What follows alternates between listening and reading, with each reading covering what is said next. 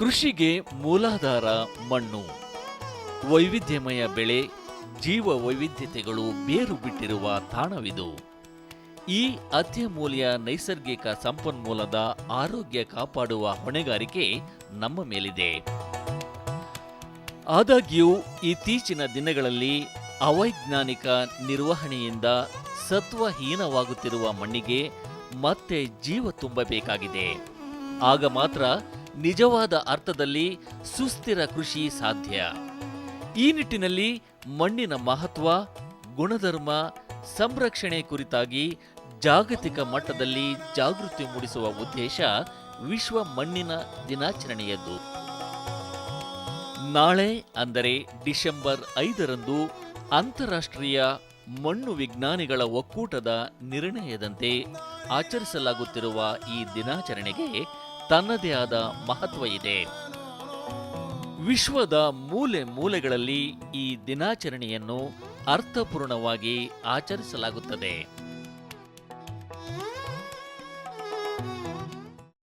ಮಣ್ಣು ಬರಡಾಗುವುದು ತಡೆಗಟ್ಟುವ ಉದ್ದೇಶದಿಂದ ವಿಶ್ವ ರಾಷ್ಟ್ರಗಳ ಒಕ್ಕೂಟವು ಅದರ ಒಂದು ಅಂಗಸಂಸ್ಥೆಯಾದ ಆಹಾರ ಮತ್ತು ಕೃಷಿ ಸಂಸ್ಥೆಯ ಸದಸ್ಯರುಗಳ ಎಲ್ಲ ಸಭೆ ಸೇರಿ 2015ನೇ ವರ್ಷವನ್ನು ಅಂತಾರಾಷ್ಟ್ರೀಯ ಮಣ್ಣಿನ ವರ್ಷ ಆಚರಿಸಬೇಕು ಅಂತ ತೀರ್ಮಾನ ಮಾಡಿದ್ದಾರೆ.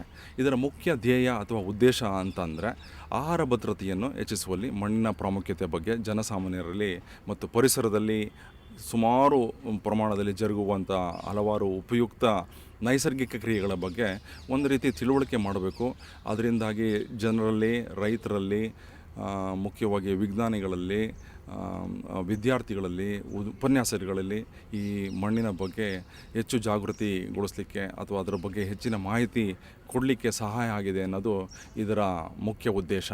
ಇದಲ್ಲದೆ ಇತ್ತೀಚಿನ ದಿನಗಳಲ್ಲಿ ಹವಾಮಾನ ವೈಪರೀತ್ಯತೆ ಆಗಿರೋದ್ರಿಂದ ಮಣ್ಣಿನ ಆರೋಗ್ಯದಲ್ಲಿ ಏರುಪೇರಾಗ್ತಾ ಇರೋದು, ಜೊತೆಗೆ ಅದರ ವಿಚಾರದಲ್ಲಿ ಜಾಗತಿಕ ಮಟ್ಟದಲ್ಲಾಗಲಿ, ರಾಷ್ಟ್ರೀಯ ಮಟ್ಟದಲ್ಲಾಗಲಿ, ಸ್ಥಳೀಯ ಮಟ್ಟದಲ್ಲಾಗಲಿ ಮುಖ್ಯವಾಗಿ ಜನಸಾಮಾನ್ಯರಿಗೆ ಈ ಮಣ್ಣಿನ ಉಪಯೋಗಗಳ ಬಗ್ಗೆ, ಮಣ್ಣಿನ ಆರೋಗ್ಯವನ್ನು ಕಾಪಾಡಿಕೊಳ್ಳುವುದರ ಬಗ್ಗೆ ಹೆಚ್ಚಿನ ಮಾಹಿತಿ ದೊರಕಬೇಕು ಅಂತ ಅನ್ನೋದೇ ಈ ಅಂತಾರಾಷ್ಟ್ರೀಯ ಮಣ್ಣಿನ ವರ್ಷದ ಮುಖ್ಯ ಧ್ಯೇಯ ಆಗಿರುತ್ತದೆ.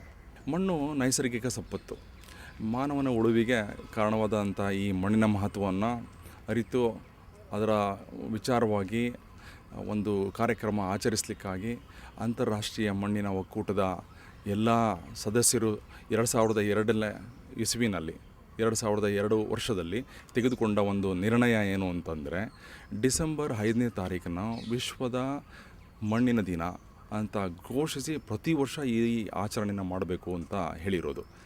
ಮಣ್ಣನ್ನು ಕಾಪಾಡಲಿಕ್ಕೆ ತನ್ನ ಇಡೀ ಜೀವನವನ್ನೇ ಮುಡುಪಾಗಿಟ್ಟು ಅದರ ಬಗ್ಗೆ ಒಳ್ಳೆಯ ಕಾರ್ಯಕ್ರಮಗಳನ್ನು ಹಮ್ಮಿಕೊಂಡು ಮುಖ್ಯವಾಗಿ ಮಣ್ಣಿನ ಆರೋಗ್ಯದ ಕಡೆ ಹೆಚ್ಚಾಗಿ ಗಮನ ಹರಿಸಿದಂಥ ಥಾಯ್ಲೆಂಡಿನ ಮಹಾರಾಜ ಭೂಮಿಬೋಲ್ ಅದುಲ್ಯದೇಜ್ ಇವರ ಜನ್ಮದಿನ ಆದ ಡಿಸೆಂಬರ್ 5ನೇ ತಾರೀಕನ್ನು ವಿಶ್ವ ಮಣ್ಣಿನ ದಿನ ಆಚರಿಸಲಿಕ್ಕೆ ಅಂತಾರಾಷ್ಟ್ರೀಯ ಮಣ್ಣಿನ ವಿಜ್ಞಾನಿಗಳ ಒಕ್ಕೂಟ ನಿರ್ಧರಿಸಿದ್ದು. ಇದನ್ನು ಪ್ರಪಂಚದ ಎಲ್ಲ ಪ್ರದೇಶದಲ್ಲೂ ಸುಮಾರು 60,000 ಮಣ್ಣಿನ ವಿಜ್ಞಾನಿಗಳು ಆಚರಿಸ್ತಾ ಇದ್ದಾರೆ. ಈ ಮಣ್ಣಿನ ವಿಜ್ಞಾನಿಗಳ ಮುಖ್ಯ ಹೊಣೆ ಏನಪ್ಪ ಅಂತಂದರೆ ಮಣ್ಣಿನ ಗುಣಧರ್ಮಗಳ ವಿಶ್ಲೇಷಣೆ ಮಾಡ್ತಾ ಇರೋದು, ಮಾನವನ ಜೀವನದಲ್ಲಿ ಈ ಮಣ್ಣಿನ ಮಹತ್ವದ ಬಗ್ಗೆ ಮತ್ತು ಜೀವ ವೈವಿಧ್ಯತೆಯ ಅಳಿವು ಉಳಿವಿನಲ್ಲಿ ಮಣ್ಣಿನ ಪಾತ್ರದ ಬಗ್ಗೆ ಜನಸಾಮಾನ್ಯರಲ್ಲಿ ಒಂದು ರೀತಿ ಅರಿವು ಮೂಡಿಸಬೇಕಾಗಿರೋದು. ಮುಖ್ಯವಾಗಿ ಮಣ್ಣಿನ ಆರೋಗ್ಯ ಸಂರಕ್ಷಣೆ ಬಗ್ಗೆ ಹೆಚ್ಚಿನ ಗಮನ ಹರಿಸಿ ಜನರಿಗೆ ಮಾಹಿತಿ ಕೊಡಬೇಕಾಗಿರೋದು. ಸಾವಿರಾರು ವರ್ಷಗಳ ದೀರ್ಘ ಪ್ರಾಕೃತಿಕ ಕ್ರಿಯೆಯಿಂದ ಉತ್ಪತ್ತಿಯಾಗಿರುವ ಈ ಮಣ್ಣು ಅತ್ಯಮೂಲ್ಯ ಸಂಪನ್ಮೂಲ. ಮತ್ತೊಂದು ಜೀವಕ್ಕೆ ಜೀವ ತುಂಬಬಲ್ಲ, ಶಕ್ತಿ ನೀಡಬಲ್ಲ ಈ ಮಣ್ಣು ಯಾವತ್ತೂ ಚಲನಶೀಲ. ಹಾಗಾಗಿ ಈ ಅಮೂಲ್ಯ ಸಂಪತ್ತಿನ ಸಂರಕ್ಷಣೆಗೆ ಒತ್ತು ನೀಡಬೇಕಾದದ್ದು ನಮ್ಮೆಲ್ಲರ ಮೊದಲ ಆದ್ಯತೆ. ಮಣ್ಣು ಭೂಮಿಯ ಮೇಲೆ ನೈಸರ್ಗಿಕವಾಗಿ ಉತ್ಪತ್ತಿಯಾಗುವಂಥ ವಸ್ತು. ಅಂದರೆ ಇದು ಸಕಲ ಜೀವರಾಶಿಗಳಿಗೂ ಸಹ ಅತ್ಯವಶ್ಯಕವಾದಂಥ ವಸ್ತು. ತಾಯಿ ಶಿಲೆಗಳು ಸಾವಿರಾರು ವರ್ಷಗಳ ಕಾಲ ಭೌತಿಕ, ರಾಸಾಯನಿಕ ಮತ್ತು ಜೈವಿಕ ಕ್ರಿಯೆಗಳಿಗೆ ಒಳಗಾಗಿ ಮಣ್ಣು ಉತ್ಪತ್ತಿಯಾಗಿರುತ್ತದೆ. ಪ್ರಕೃತಿಯಲ್ಲಿ 1 ಇಂಚ್ ಮಣ್ಣು ಉತ್ಪತ್ತಿಯಾಗೋದಕ್ಕೆ ಸಾವಿರಾರು ವರ್ಷಗಳೇ ಬೇಕಾಗಿರುತ್ತೆ. ಮಣ್ಣು ಸಸ್ಯಗಳಿಗೆ ಭಾಳಷ್ಟು ಮುಖ್ಯವಾಗಿ ಬೇಕಾಗಿರುವಂಥ ವಸ್ತು. ಅಂದರೆ ಇದು ಒಂದು ಆಧಾರ ಸ್ತಂಭ ಆಗಿರುವಂಥದ್ದೇ. ಗಾಳಿ ಆಗಲಿ, ನೀರು, ಉಷ್ಣತೆ ಆಗಲಿ, ಪೋಷಕಾಂಶಗಳ ಲಭ್ಯತೆ ಆಗಲಿ, ಇವೆಲ್ಲವೂ ಸಹ ಸಸ್ಯಗಳಿಗೆ ಬೇಕಾಗಿರುವಂಥದ್ದು. ತಮ್ಮ ಜೀವನ ಚಕ್ರವನ್ನು ಪೂರೈಸಲಿಕ್ಕೆ ಈ ಮಣ್ಣು ಬಹಳಷ್ಟು ಸಹಾಯ ಮಾಡ್ತದೆ. ಯಾವುದೇ ಕಾರ್ಖಾನೆಗಳಲ್ಲಿ ಈ ಮಣ್ಣನ್ನು ಉತ್ಪಾದನೆ ಮಾಡೋಕ್ಕೆ ಸಾಧ್ಯನೇ ಇಲ್ಲ. ಈ ಮಣ್ಣನ್ನು ನಿರ್ಜೀವ ವಸ್ತು ಅಂತಲೂ ಕರೀಲಿಕ್ಕೆ ಸಾಧ್ಯನೇ ಇಲ್ಲ. ಅಂದರೆ ಸಜೀವ ವಸ್ತು ಅಂತ ಅಂದರೆ ಉತ್ಪ್ರೇಕ್ಷೆನೂ ಸಹ ಆಗುವುದಿಲ್ಲ. ನಮ್ಮ ಪರಿಸರದ ತ್ಯಾಜ್ಯ ಇನ್ನೂ ಮುಂತಾದ ವಸ್ತುಗಳನ್ನ ವಿಸರ್ಜನೆ ಮಾಡುವಂಥ ಜಾಗ ಈ ಮಣ್ಣಾಗಿರುತ್ತೆ. ಇದ್ರ ಜೊತೆಗೆ ಪರಿಸರದ ಸ್ವಚ್ಛತೆ ಕಾಪಾಡೋಕ್ಕೆ ಏಕೈಕ ನೈಸರ್ಗಿಕ ಸಂಪತ್ತು ಅಂದರೆ ಈ ಮಣ್ಣು. ಸಸ್ಯಗಳಿಗೆ ಬೇಕಾಗಿರುವಂಥ ಎಲ್ಲ ಪೋಷಕಾಂಶಗಳನ್ನು ದೊರಕಿಸಿಕೊಡುವಂಥ ಜಾಗ ಅಂದರೆ ಮಣ್ಣು. ಇತ್ತೀಚಿನ ದಿನಗಳಲ್ಲಿ ಏನಾಗ್ತಾಯಿದೆ ಅಂದರೆ ಮಣ್ಣಿನ ಆರೋಗ್ಯ ನಿರ್ಲಕ್ಷಿಸೋ ಜಾಸ್ತಿ ಆಗ್ತಾಯಿದೆ. ಮಣ್ಣಿನ ಆರೋಗ್ಯ ಹಾಳಾಗೋದು ಜಾಸ್ತಿ ಆಗ್ತಾಯಿದೆ. ಅದರಿಂದಾಗಿ ಮಣ್ಣಿನ ಫಲವತ್ತತೆಯನ್ನು ಹೆಚ್ಚಿಸದೆ ಅದನ್ನು ನಾವುಗಳೆಲ್ಲ ಸ್ವಪ್ರಯೋಜನಕ್ಕೆ ಉಪಯೋಗಿಸ್ಕೊಂಡು ಈ ಉತ್ಪಾದಕ ಶಕ್ತಿ ಅಂದರೆ ಮಣ್ಣಿನ ಉತ್ಪಾದಕತಾ ಶಕ್ತಿ ಗಣನೀಯವಾಗಿ ಕಡಿಮೆ ಆಗ್ತಾಯಿದೆ. ಮಣ್ಣಿನ ಸುಸ್ಥಿರ ಉತ್ಪಾದಕತೆಯಲ್ಲಿ ಮಣ್ಣಿನ ಆರೋಗ್ಯ ತುಂಬ ಮುಖ್ಯವಾಗಿರುವಂಥದ್ದು.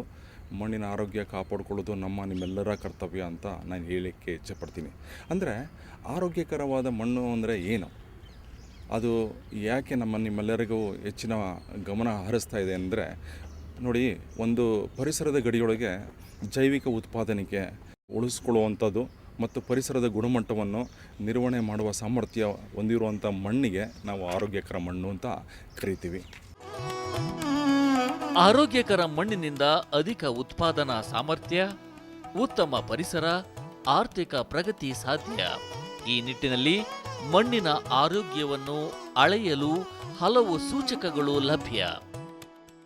ಈ ಮಣ್ಣಿನ ಆರೋಗ್ಯವನ್ನು ಅಳೆಯೋದಕ್ಕೂ ಸಹ ಕೆಲವೊಂದು ಸೂಚಕಗಳಿವೆ.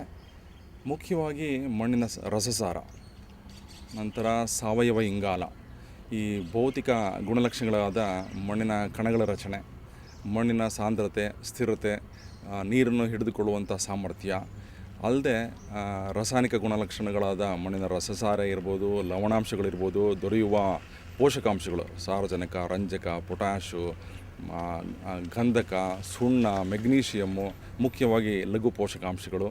ಇದಲ್ಲದೆ ಜೈವಿಕ ಗುಣಲಕ್ಷಣಗಳು ಅಂದರೆ ಕಿಣ್ವಗಳ ಮತ್ತು ಉಪಯುಕ್ತ ಸೂಕ್ಷ್ಮಜೀವಿಗಳ ಚಟುವಟಿಕೆಗಳು, ಅವುಗಳು ಎಷ್ಟು ಪ್ರಮಾಣದಲ್ಲಿದೆ, ಯಾವ ಥರದ ಚಟುವಟಿಕೆ ಇದೆ ಅನ್ನೋದು ಮುಖ್ಯವಾಗಿ ಮಣ್ಣಿನ ಆರೋಗ್ಯವನ್ನು ಅಳೆಯುವಂಥ ಸೂಚಕಗಳಾಗಿವೆ. ಇದರಿಂದ ಆಗುವಂಥ ಉಪಯೋಗ, ಈ ಸೂಚಕಗಳು ಹೇಗೆ ನಮಗೆ ಉಪಯೋಗ ಬರುತ್ತೆ ಅಂತಂದರೆ ನೋಡಿ, ನಮ್ಮ ಎಲ್ಲ ಬೆಳೆ ಬೆಳೆಯುವಾಗಲೂ ಸಹ ಕೆಲವೊಂದು ನಿರ್ವಹಣೆಗಳನ್ನು ನಾವು ಮಾಡ್ತೀವಿ. ವಿವಿಧ ನಿರ್ವಹಣೆಗಳಿಂದ ಮಣ್ಣಿನ ಸುಧಾರಣೆ ಆಗ್ತಾ ಇದೆಯಾ ಅಥವಾ ಅವನತಿ ಹೊಂದ್ತಾ ಇದೆಯಾ ಅನ್ನೋದ ಪರಿಣಾಮಗಳನ್ನ ನಾವು ಅಳೆಯಲಿಕ್ಕೆ ಈ ಸೂಚಕಗಳು ಬಹಳಷ್ಟು ಉಪಯೋಗಕ್ಕೆ ಬರ್ತವೆ. ಅಂದರೆ ಮಣ್ಣಿನ ಫಲವತ್ತತೆಗಳನ್ನು ದೀರ್ಘಕಾಲದವರೆಗೆ ಸಂರಕ್ಷಣೆ ಮಾಡೋದಕ್ಕೆ ಯಾವ ಮಾರ್ಗದರ್ಶನ ಮಾಡ್ಕೋಬೇಕು, ಯಾವ ನಿರ್ವಹಣೆಗಳಿಂದ ಆಗುತ್ತೆ ಅನ್ನೋದು ಈ ಸೂಚಕಗಳು ನಮಗೆ ಮಾಹಿತಿ ಕೊಡುತ್ತವೆ. ಇದರಿಂದಾಗಿ ನಾವು ಮಣ್ಣಿನ ಆರೋಗ್ಯವನ್ನು ಅಳೆಯಬಹುದು.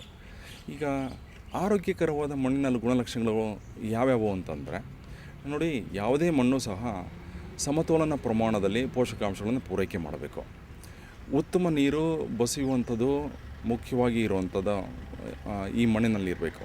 ಹೆಚ್ಚಿನ ಪ್ರಮಾಣದಲ್ಲಿ ಉಪಯುಕ್ತ ಸೂಕ್ಷ್ಮ ಜೀವಾಣುಗಳ ಸಂಖ್ಯೆ ಮತ್ತು ಅವುಗಳ ಚಟುವಟಿಕೆ ಇರಬೇಕು. ಕಡಿಮೆ ಪ್ರಮಾಣದಲ್ಲಿ ರೋಗಕಾರಕ ಅಂದರೆ ಸಸ್ಯ ರೋಗಕಾರಕ ಮತ್ತು ಕೀಟಗಳ ಸಂಖ್ಯೆ ಇರಬೇಕು. ಜೊತೆಗೆ ಯಾವುದೇ ತರಹದ ನಂಜುಕಾರಕ ವಸ್ತುಗಳು ಈ ಮಣ್ಣಿನಲ್ಲಿ ಇರಬಾರ್ದು. ಇದಲ್ಲದೆ ಕಳೆಗಳ ಒತ್ತಡ ಅಂದರೆ ಸಾಕಷ್ಟು ಪ್ರಮಾಣದಲ್ಲಿ ಕಳೆಗಳು ಪೋಷಕಾಂಶಗಳನ್ನು ಹೀರೋದ್ರಿಂದ ಬೆಳೆಗಳಿಗೆ ಹಾನಿ ಮಾಡೋದ್ರಿಂದ ಅವುಗಳ ಸಂಖ್ಯೆ ಸಹ ಭಾಳ ಕಡಿಮೆ ಇರಬೇಕು. ಮಣ್ಣಿನ ಅಸಮರ್ಪಕ ನಿರ್ವಹಣೆ, ಅತಿಯಾದ ರಾಸಾಯನಿಕಗಳ ಬಳಕೆ, ಅವೈಜ್ಞಾನಿಕ ಕೃಷಿ ಪದ್ಧತಿಗಳು, ಕ್ಷೀಣಿಸುತ್ತಿರುವ ಸೂಕ್ಷ್ಮಾಣು ಹಾಗೂ ಪರಭಕ್ಷಕ ಜೀವಿಗಳು, ಏಕಬೆಳೆ ಪದ್ಧತಿ ಇತ್ಯಾದಿಗಳಿಂದ ಮಣ್ಣಿನ ಆರೋಗ್ಯ ದಿನದಿಂದ ದಿನಕ್ಕೆ ಕ್ಷೀಣಿಸುತ್ತಿದ್ದು, ಈ ನಿಟ್ಟಿನಲ್ಲಿ ಜಾಗೃತಿ ಮೂಡಿಸಬೇಕಾಗಿದೆ. ಮಣ್ಣಿನ ಆರೋಗ್ಯ ಹದಗೆಡಲಿಕ್ಕೆ ಕೆಲವೊಂದು ಕಾರಣಗಳಿವೆ.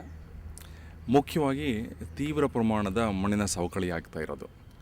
ಇದಲ್ಲದೆ ಅಧಿಕ ಪ್ರಮಾಣದ ರಸಗೊಬ್ಬರಗಳನ್ನು ಬಳಕೆ ಮಾಡ್ತಾ ಇರೋದು. ಅದಲ್ಲದೆ ಅಸಮತೋಲನ ಪ್ರಮಾಣದಲ್ಲಿ ಸಹ ಬಳಕೆ ಮಾಡ್ತಾ ಇರೋದು. ಅವೈಜ್ಞಾನಿಕ ಕೃಷಿ ಪದ್ಧತಿಯನ್ನು ನಾವು ಅಳವಡಿಸ್ತಾ ಇರೋದ್ರಿಂದ ಕೆಲವು ಸಾರಿ ನಮ್ಮ ಜಮೀನುಗಳಲ್ಲಿ, ರೈತರ ಜಮೀನುಗಳಲ್ಲಿ ಮುಖ್ಯವಾಗಿ ಲಘು ಪೋಷಕಾಂಶಗಳ ಕೊರತೆ ಕಂಡುಬರ್ತಾ ಇರೋದು. ಮಣ್ಣಿನ ಭೌತಿಕ ಗುಣಗಳ ಸಾಮರ್ಥ್ಯದಲ್ಲೂ ಸಹ ವ್ಯತ್ಯಯ ಆಗ್ತಾ ಇರೋದು. ಇದಲ್ಲದೆ ಉಪಕಾರಿ ಕೀಟ, ಸೂಕ್ಷ್ಮಾಣು ಜೀವಿಗಳ ಸಂತತಿ ಅಥವಾ ಪರೋಪಜೀವಿಗಳ ಸಂತತಿ ಕುಗ್ತಾ ಇರೋದು ಸಹ ಒಂದು ಮುಖ್ಯವಾದ ಕಾರಣ ಅಂತ ಹೇಳ್ಬೋದು. ಇದಲ್ಲದೆ ಸಾಕಷ್ಟು ಜನ ರೈತರು ಏಕಬೆಳೆ ಪದ್ಧತಿಗೆ ಒಳಗಾಗಿರೋದು. ಬಹುಬೆಳೆ ಪದ್ಧತಿ ನಾವು ಅಳವಡಿಸದೇ ಇರೋದ್ರದ್ದು ಸಹ ಮಣ್ಣಿನ ಆರೋಗ್ಯ ಹದಗೆಡಲಿಕ್ಕೆ ಕಾರಣ ಆಗ್ತಾ ಇದೆ. ಮಣ್ಣು ಆರೋಗ್ಯಕರವಾಗಿರಬೇಕಾದಲ್ಲಿ ಸಮತೋಲನ ಪೋಷಕಾಂಶಗಳ ಪೂರೈಕೆ, ಜೈವಿಕ ಕ್ರಿಯೆಗೆ ಉತ್ತೇಜನ, ರೋಗ ಮುಕ್ತ ವಾತಾವರಣ ಇತ್ಯಾದಿ ಅತ್ಯವಶ್ಯಕವೇ ಸರಿ. ಈ ಮಣ್ಣಿನ ಗುಣಮಟ್ಟದ ಪರಿಶೀಲನೆ ಹೇಗೆ ಮಾಡಬೇಕು ಅಂತ ಅನ್ನೋದಾದರೆ ನೋಡಿ, ದೃಶ್ಯ ವೀಕ್ಷಣೆ ಮಾಡ್ತೀವಿ. ಬೆಳೆಗಳಲ್ಲಿ ಕೆಲವೊಂದು ಬಾರಿ ಪೋಷಕಾಂಶಗಳ ಕೊರತೆ ಕಂಡುಬಂದಾಗ ಅದರ ಕೊರತೆ ಲಕ್ಷಣಗಳು ಎಲೆಗಳಲ್ಲಿ, ಕಾಂಡಗಳಲ್ಲಿ ಇಳುವರಿ ಮೇಲೆ ಗಣನೀಯವಾಗಿ ಕಾಣಬರೋದ್ರಿಂದ ಅವುಗಳನ್ನು ನಾವು ನೋಡ್ತೀವಿ. ಇದಲ್ಲದೆ ಕ್ಷೇತ್ರ ಭೇಟಿ ಮಾಡೋದ್ರಿಂದನೂ ಸಹ ನಮಗೆ ಮಣ್ಣಿನ ಗುಣಮಟ್ಟದ ಬಗ್ಗೆ ನಮಗೆ ಒಂದು ವರದಿ ಸಹ ಸಿಗುತ್ತೆ. ಇದಲ್ಲದೆ ಮಣ್ಣಿನ ಮಾದರಿಯ ಸಂಗ್ರಹಣೆ ಮಾಡಿ ಪ್ರಯೋಗಾಲಯದಲ್ಲಿ ರಾಸಾಯನಿಕ ವಿಶ್ಲೇಷಣೆ ಮಾಡಿದಾಗ ಯಾವ್ಯಾವ ಪ್ರಮಾಣದಲ್ಲಿ ಯಾವ್ಯಾವ ಪೋಷಕಾಂಶಗಳು ಹೆಚ್ಚಾಗಿದ್ದಾವೆ, ಕಡಿಮೆ ಆಗಿದ್ದಾವೆ ಅಂತ ಮಾಹಿತಿ ಸಹ ನಮಗೆ ದೊರಕುತ್ತೆ. ಇದಲ್ಲದೆ ಸಸ್ಯ ಮಾದರಿ ಸಂಗ್ರಹಣೆ ಮಾಡಿ ಅವುಗಳನ್ನು ವಿಶ್ಲೇಷಣೆ ಮಾಡಿದಾಗ ನಮಗೆ ಮುಖ್ಯವಾಗಿ ಈ ಮಣ್ಣಿನ ಗುಣಮಟ್ಟದ ಬಗ್ಗೆ ನಮಗೆ ಮಾಹಿತಿ ಸಹ ಸಿಗುತ್ತೆ. ಮಣ್ಣಿನ ಸೂಕ್ತ ವಿಶ್ಲೇಷಣೆಯಿಂದ ಮಾತ್ರ ಮಣ್ಣಿನ ಗುಣಧರ್ಮ ಅರಿಯಲು ಸಾಧ್ಯ. ಈ ನಿಟ್ಟಿನಲ್ಲಿ ಮಣ್ಣು ಪರೀಕ್ಷೆ ಆಧಾರದ ಪೋಷಕಾಂಶ ನಿರ್ವಹಣೆಯಿಂದ ಮಾತ್ರ ಉತ್ತಮ ಬೆಳೆ ಹಾಗೂ ಆರೋಗ್ಯಪೂರ್ಣ ಕೃಷಿ ಸಾಧ್ಯ. ಈ ನಿಟ್ಟಿನಲ್ಲಿ ಕೇಂದ್ರ ಸರ್ಕಾರ ಪ್ರತಿಯೋರ್ವ ಕೃಷಿಕರಿಗೆ ಮಣ್ಣಿನ ಆರೋಗ್ಯ ಚೀಟಿ ನೀಡುವ ಸಲುವಾಗಿ ವಿಶೇಷ ಆಂದೋಲನವನ್ನು ಕೈಗೊಂಡಿದೆ. ಮಣ್ಣು ಪರೀಕ್ಷೆ ಆಧರಿಸಿ ಪೋಷಕಾಂಶಗಳ ನಿರ್ವಹಣೆ ಮಾಡೋದು ನಿಮ್ಮೆಲ್ಲರ ಕರ್ತವ್ಯ ಅಂತಲೇ ಹೇಳ್ತಾ ಇದ್ದೀನಿ. ಈ ಮಣ್ಣು ಆರೋಗ್ಯ ನಿರ್ವಹಣೆ ಹೇಗೆ ಮಾಡ್ಬೋದು ಅಂತಂದರೆ, ಸಾವಯವ ಗೊಬ್ಬರಗಳನ್ನು ಹೆಚ್ಚಾಗಿ ಬಳಸಬೇಕು, ಹೆಚ್ಚು ಉಳುಮೆ ಮಾಡೋದನ್ನು ನಾವು ತಡೆಗಟ್ಟಬೇಕು, ಪೋಷಕಾಂಶಗಳ ಉತ್ತಮ ನಿರ್ವಹಣೆ ಮಾಡಬೇಕು, ಕೀಟಗಳ ಸಮಗ್ರ ನಿರ್ವಹಣಾ ಪದ್ಧತಿಯನ್ನು ನಾವು ಅಳವಡಿಸ್ಕೋಬೇಕು, ಮಣ್ಣಿನ ಮೇಲ್ಪದರಗಳನ್ನು ಸಸ್ಯ ತ್ಯಾಜ್ಯಗಳಿಂದ ಮುಚ್ಚಿ ರಕ್ಷಿಸೋದ್ರಿಂದ ಹೆಚ್ಚಿನ ಪ್ರಮಾಣದಲ್ಲಿ ನೀರು ಆವಿಯಾಗಿ ಹೋಗೋದು, ಪೋಷಕಾಂಶಗಳ ಲಭ್ಯತೆ ಜಾಸ್ತಿ ಮಾಡೋದು ನಮಗೆ ಮುಖ್ಯವಾಗಿರುವಂಥದ್ದು. ಬಹುಬೆಳೆ ಪದ್ಧತಿಯನ್ನು ಅಳವಡಿಸ್ತಾ ಇರಬೇಕು. ಸೂಕ್ತ ಬೆಳೆ ಪರಿವರ್ತನೆಯನ್ನು ಸಹ ನಾವು ಮಾಡಬೇಕು. ಇದಲ್ಲದೆ ಪೋಷಕಾಂಶಗಳ ಸಮಗ್ರ ನಿರ್ವಹಣೆ, ಅಂದರೆ ಸಮಗ್ರ ಪೋಷಕಾಂಶಗಳ ನಿರ್ವಹಣೆ ಅಳವಡಿಕೆ ಮಾಡೋದ್ರಿಂದ ಮಣ್ಣಿನ ಆರೋಗ್ಯ ನಿರ್ವಹಣೆ ಮಾಡಲಿಕ್ಕೂ ಸಹ ಸುಲಭವಾಗಿ ಇರ್ತದೆ ಅಂತ ನಾನು ಇಲ್ಲಿ ಹೇಳಿಕೆ ಇಚ್ಛೆಪಡ್ತೀನಿ. ಮಣ್ಣು ಸಂರಕ್ಷಣೆಯ ಸರಳ ಸೂತ್ರಗಳಾದ ಹೆಚ್ಚಿನ ಪ್ರಮಾಣದ ಸಾವಯವ ಹಾಗೂ ಜೈವಿಕ ಗೊಬ್ಬರಗಳ ಬಳಕೆ, ನಿಯಮಿತ ಉಳುಮೆ, ಸಮಗ್ರ ಪೋಷಕಾಂಶ ನಿರ್ವಹಣೆ, ಮಣ್ಣಿನ ಮೇಲ್ಮೈ ಹೊದಿಕೆ, ಸೂಕ್ತ ಬೆಳೆ ಪರಿವರ್ತನೆ ಇತ್ಯಾದಿಗಳು ಮಣ್ಣಿಗೆ ಮತ್ತೆ ಸತ್ವ ತುಂಬಬಲ್ಲವಾಗಿವೆ. ವಿಶ್ವ ಮಣ್ಣಿನ ದಿನದಂದು ರೈತರಿಗೆ ಒಂದು ಕಿವಿ ಮಾತು. ಮಣ್ಣು ರೈತರ ಗಣ್ಣು ಅಂತ ಒಂದು ಗಾದೆ ಇದೆ. ಮಣ್ಣಿನ ಗುಣ, ಸತ್ವ, ಆರೋಗ್ಯವನ್ನು ಹೆಚ್ಚಿಸಿ ಉತ್ಪಾದನೆಯನ್ನು ಹೆಚ್ಚಿಸಲಿಕ್ಕೆ ಸಹಾಯ ಮಾಡ್ಬೋದು. ಈ ದಿಸೆಯಲ್ಲಿ ನಾವೆಲ್ಲ ಮಣ್ಣಿನ ಆರೋಗ್ಯವನ್ನು ಕಾಪಾಡಿಕೊಳ್ಳೋದು ಭಾಳಷ್ಟು ಮುಖ್ಯವಾಗಿರುವಂಥದ್ದು.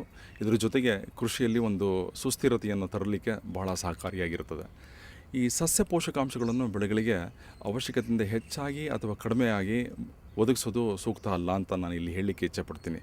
ಅಂದರೆ ಎಲ್ಲ ಪೋಷಕಾಂಶಗಳನ್ನು ಸಮತೋಲನ ಪ್ರಮಾಣದಲ್ಲಿ ಒಂದು ರೀತಿ ಎಲ್ಲ ಬೆಳೆಗಳಿಗೂ ಬೇಕಾದಂಥ ಸಮಯದಲ್ಲಿ ಒದಗಿಸಿದ್ದೇ ಆದರೆ ಮಣ್ಣಿನ ಆರೋಗ್ಯದ ಜೊತೆಗೆ ರೈತರ ಆರ್ಥಿಕತೆಗೂ ಸಹ ಚೆನ್ನಾಗಿರುತ್ತೆ. ಅವರಿಗೆ ಯಾವುದೇ ರೀತಿಯ ಆರ್ಥಿಕತೆಗೆ ಪೆಟ್ಟಾಗದೇ ಇರೋದು ಅದು ಮುಖ್ಯವಾಗಿರ್ತದೆ. ಅದರ ಜೊತೆಗೆ ನಮ್ಮ ರೈತರು ಮಣ್ಣು ಪರೀಕ್ಷೆ ಆಧಾರಿತ ಗೊಬ್ಬರವನ್ನು ಬಳಸಬೇಕು ಅಂತ ನಾನು ಇಲ್ಲಿ ಮತ್ತೊಮ್ಮೆ ಕೇಳ್ಕೊಳ್ತೀನಿ. ಇದಲ್ಲದೆ ಮಣ್ಣು ಪರೀಕ್ಷೆಗಾಗಿ ವೈಜ್ಞಾನಿಕ ರೀತಿಯಲ್ಲಿ ಮಣ್ಣಿನ ಮಾದರಿನ ಸಂಗ್ರಹಿಸಬೇಕು. ಎಷ್ಟೋ ಸಲ ಮಣ್ಣಿನ ಮಾದರಿ ಸಂಗ್ರಹಿಸೋಕ್ಕೆ ಮಾಹಿತಿ ಇರೋದಿಲ್ಲ. ಅದ್ರ ಜೊತೆಗೆ ವೈಜ್ಞಾನಿಕ ರೀತಿಯಲ್ಲಿ ಮಣ್ಣಿನ ಮಾದರಿನ ಸಂಗ್ರಹಿಸದೇ ಇರೋದರಿಂದ ಮಣ್ಣಿನ ವಿಶ್ಲೇಷಣೆ ಮಾಡಿ ಪೋಷಕಾಂಶಗಳ ಬಳಕೆ ಪ್ರಮಾಣ ನಿರ್ಧರಿಸಲು ಭಾಳ ಕಷ್ಟ ಆಗಿರುತ್ತದೆ. ಒಟ್ಟಾರೆ ಕೃಷಿಗೆ, ಪರಿಸರಕ್ಕೆ, ಮನುಕುಲಕ್ಕೆ ಆಧಾರ ಸ್ತಂಭವಾಗಿರುವ ಮಣ್ಣಿನ ಸಂರಕ್ಷಣೆ ಕುರಿತು ಇನ್ನೂ ಹೆಚ್ಚಿನ ಜನಜಾಗೃತಿ ಮೂಡಿಸಬೇಕಾಗಿದೆ. ಈ ನಿಟ್ಟಿನಲ್ಲಿ ಅಂತಾರಾಷ್ಟ್ರೀಯ ಮಣ್ಣಿನ ವರ್ಷದ ಈ ಮಹತ್ವಪೂರ್ಣ ಆಚರಣೆ ಹೊಸ ಸಾಧ್ಯತೆಗಳನ್ನು ತೆರೆದಿಡುವ ಮೂಲಕ ಭವಿಷ್ಯದ ಕೃಷಿಯನ್ನು ಸದೃಢಗೊಳಿಸುವಂತಾಗಲಿ ಎಂಬುದು ನಮ್ಮ ಆಶಯ. ಸಮಗ್ರ ಪೋಷಕಾಂಶಗಳ ನಿರ್ವಹಣೆಗೆ ಹೆಚ್ಚು ಒತ್ತು ಕೊಡಿ. ಮಣ್ಣಿನ ಆರೋಗ್ಯ ಚೆನ್ನಾಗಿದ್ದರೆ ಮನುಷ್ಯರ ಆರೋಗ್ಯ ಸಹ ಚೆನ್ನಾಗಿರುತ್ತದೆ. ಆರೋಗ್ಯಕರ ಜೀವನಕ್ಕಾಗಿ ಆರೋಗ್ಯಕರ ಮಣ್ಣು.